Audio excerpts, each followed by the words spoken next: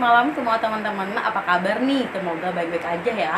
Malam hari ini aku bakal menjawab, terutama video ini khusus untuk mahasiswa penerima KIP kuliah angkatan 2021 yang masih baru nih. Aku ucapkan selamat ya buat kalian yang sudah terpilih dan sudah ditetapkan menjadi mahasiswa penerima KIP kuliah.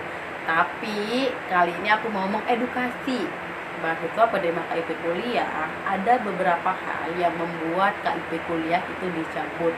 Bukan karena ketika kita sudah mendapatkan KIP kuliah kita seenaknya melakukan apa aja, kita seenaknya melakukan hal yang kita inginkan tanpa peduli dengan etika-etika yang harus kita gunakan. Di dalam KIP kuliah itu ada kontrak kinerja KIP kuliah itu seperti apa, dan itu sudah aku bahas nih di video sebelumnya. Apa aja sih isi kontrak dari KIP kuliah? Kalian bisa langsung scroll di postingan sebelumnya atau nanti kalian lihat di link deskripsi, aku bakal sertakan. Di sana akan ada perjanjian kontrak yang harus kalian miliki gitu, dan harus kalian patuhi. Tidak banyak ya mahasiswa penerima KIP kuliah yang akhirnya dicabut, dan itu mereka tidak menyadari dari awal bahwa KIP kuliah ini nggak ada pencabutan. Ternyata bukan, KIP kuliah ini juga ada pencabutan kepada mahasiswa yang tidak sesuai dengan apa yang sudah dijanjikan di awal. Nah, yang pertama nih yang biasa sering dilakukan oleh mahasiswa adalah lalai dalam melaksanakan perkuliahan, sehingga indeks prestasi kumulatif atau IPK-nya itu tidak stabil. Yang pertama, ketika kalian itu nilainya tidak stabil dari semester yang seharusnya per semester itu naik, karena evaluasi penilaian akan mempengaruhi terhadap laporan perkembangan KIP kuliah gitu. Misalnya semester 1 teman-teman mendapatkan nilai 2,5, maka semester 2 kalian harus lebih meningkatkan lagi.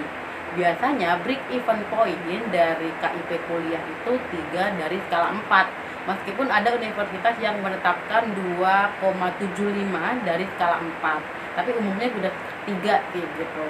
Nah, itu tahapan-tahapan yang akan dilakukan ketika nilai kalian itu nggak naik. Biasanya pertama, kalian akan mendapatkan teguran nih dari pihak universitas ya, berupa warning gitu kan. Kalian dikasih tahu, kamu harus memperbaiki ke depannya, pendampingan gitu.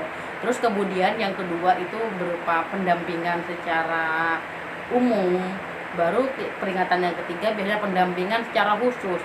Nah, kalau sudah peringatan yang ketiga ini sudah ada pendampingan secara khusus, tapi kita emang nggak mau dan nggak mau berusaha lebih gitu kan, akhirnya itu bisa dicabut karena itu sudah mencederai keputusan kalian, keseriusan kalian dalam menerima KIP ini. Nah, selain itu yang kedua, kalian berbuat kesalahan yang merusak nama baik universitas, merusak nama baik KIP kuliah. Seperti kalian tawuran atau kalian demo gak jelas gitu. Mahasiswa penerima KIP kuliah bukan gak boleh demo, tapi harus tahu apa yang didemo, perihal apa, bukan hanya ikut-ikutan terus kemudian merusak fasilitas publik. Dan itu juga bisa menjadi acuan beasiswa KIP kuliah itu dicabut ketika kita melanggar hal-hal yang merusak atau kita memberikan etika yang gak baik kepada masyarakat gitu. Nah, yang ketiga nih yang dicabut ketika kalian itu kuliahnya melebihi ketetapan yang sudah diberikan oleh KIP kuliah atau bidik misi. Nah, seperti yang udah dijelasin pada video-video lama ya, bahwa penerima KIP kuliah untuk S1 mereka akan mendapatkan beasiswa itu sampai 8 semester atau 4 tahun gitu. Nah, jika dalam 4 tahun kalian belum bisa menyelesaikan perkuliahan, maka itu bisa dicabut. Nah, jadi sisanya ya udah kalian bayar sendiri gitu kan, tidak dibiayai oleh negara. Nah, kalau misalnya diploma 3, maka kalian akan dibiayai sampai 6 semester. Jadi bergantung tingkat pendidikan yang kalian ambil.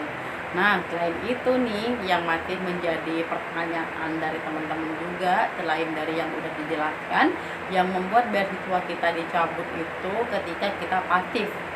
Nah, di dalam kontrak kinerja mahasiswa penerima KIP kuliah, dia ada pernyataan bersedia aktif dan juga berpartisipasi dalam event-event untuk memberikan prestasi gitu. Kalau misalnya kita pasif nggak melakukan apa aja, kita kayak sama aja dengan orang yang nggak menerima beasiswa, itu kan sama aja gitu.